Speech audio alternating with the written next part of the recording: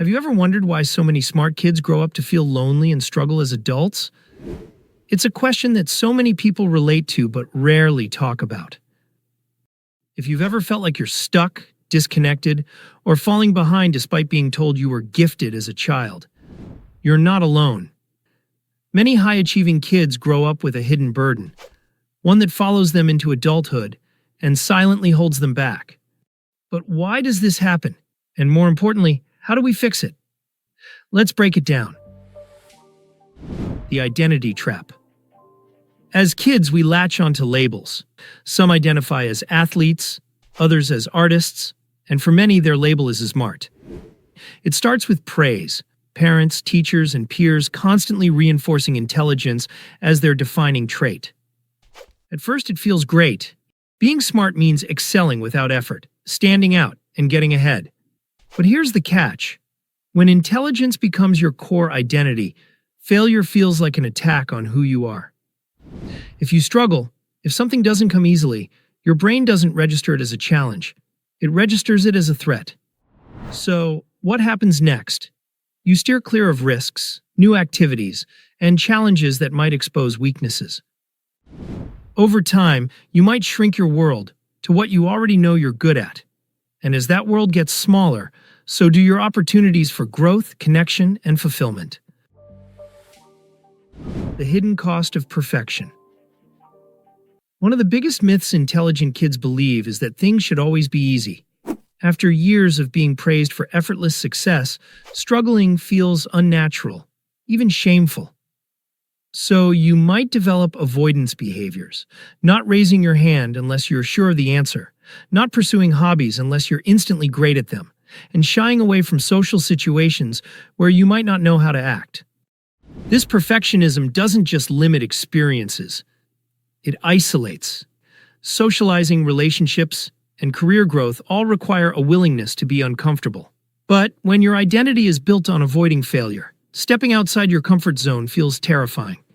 The result? A life that looks fine on the outside but feels empty inside. The overthinking loop. If you're highly intelligent, you might try to solve emotional problems with logic. When you feel disconnected, you analyze.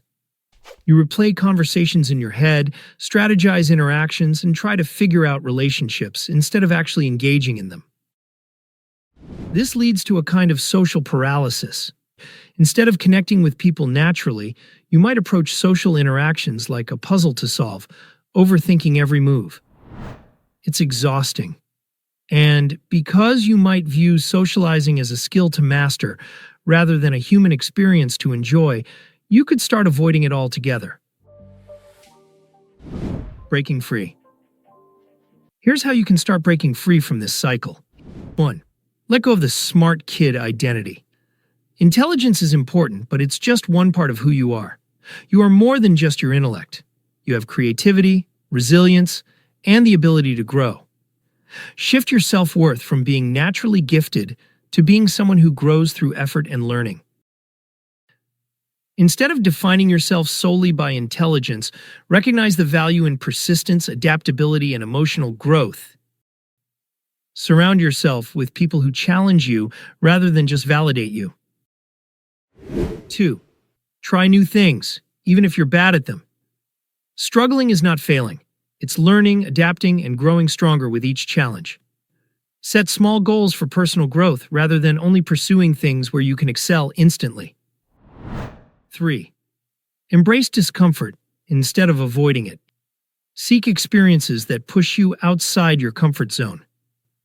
Accept that mistakes are part of the process and proof that you're growing. 4. Stop perfecting socializing. Just experience it. Focus on being present in interactions rather than trying to control them. Engage in conversations without overanalyzing every detail or worrying about being good.